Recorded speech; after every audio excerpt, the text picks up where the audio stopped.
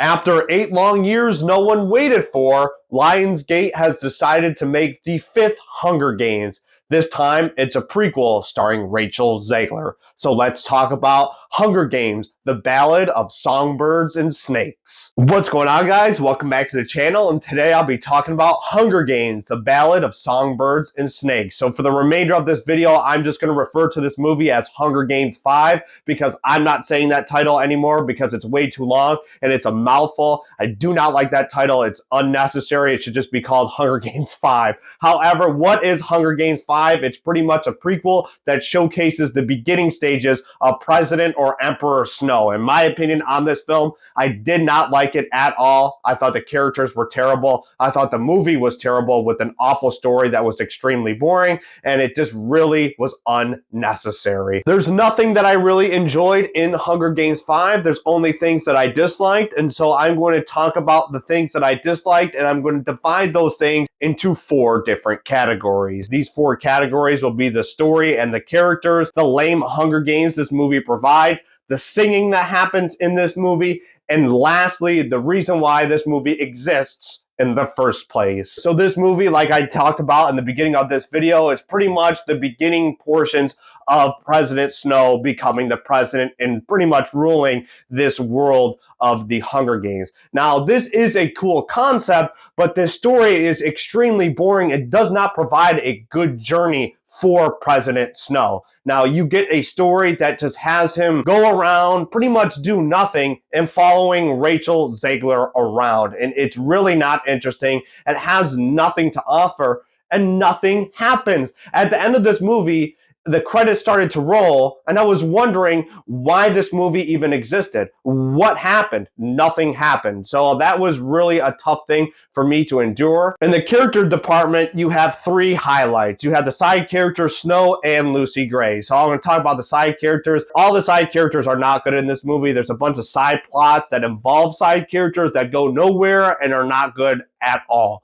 So Snow is the main character of this film, and I think Snow is the only interesting character, but for the most part, the only thing Snow really cares about is his interest and his love for Lucy Gray. That's the entire thing that this movie is pushing for, and that's the only reason why this character is there in the first place, and I thought it was really cheesy and really dumb. Now, moving on to Rachel Zegler's Lucy Gray, I didn't like this character at all because she was pretty much a Mary Sue. As soon as she popped on the screen, she was instantly fantastic, could do no wrong. For me, I didn't really understand that, nor did I like it, because the movie never allowed you to feel for this character, give a reason to like this character, or do anything for this character. She just came up and she was amazing right off the rip, and there was no way for the audience to kind of get on board with her because she was amazing right away. The next thing that I disliked about this movie is the Hunger Games themselves. Now, this movie is surrounded around the concept of the Hunger Games, and I think they did an excellent job with the first Hunger Games and Catching Fire, and there's a sequence of the Hunger Games in Hunger Games 5. And my take on this, it's completely lame, completely boring, and extremely stale. The action in this is not fun, not exciting, and you have a bunch of characters that are in the Hunger Games that aren't interesting. So you're not even rooting for anyone in this Hunger Games event. You want them all to die. And Rachel Zegler as Lucy Gray is in this Hunger Games, and I wanted her to die as well. And she's a person that you're supposed to be rooting for. I think they executed this completely awful. I did not enjoy it. And again, when you have this Hunger Games style of event in this movie, you should be creating it so that you can be rooting for some people, not rooting for others, and so on and so forth. This was just a colossal disaster that was a complete mess, and I just wanted everyone to die in this version of the Hunger Games. The other thing that I wanted to point out, and this was really unbearable, this is what pushed me over the edge, is the singing. So I don't know what is going on with the Hunger Games franchise, but in Mockingjay Part 1 and 2, Jennifer Lawrence started to sing a song, and so I guess that kickstarted the idea for this movie to have a lot of musical numbers. I do not know who gave this a green light, but Rachel Zegler is singing pretty much the entire movie. Her main thing that she does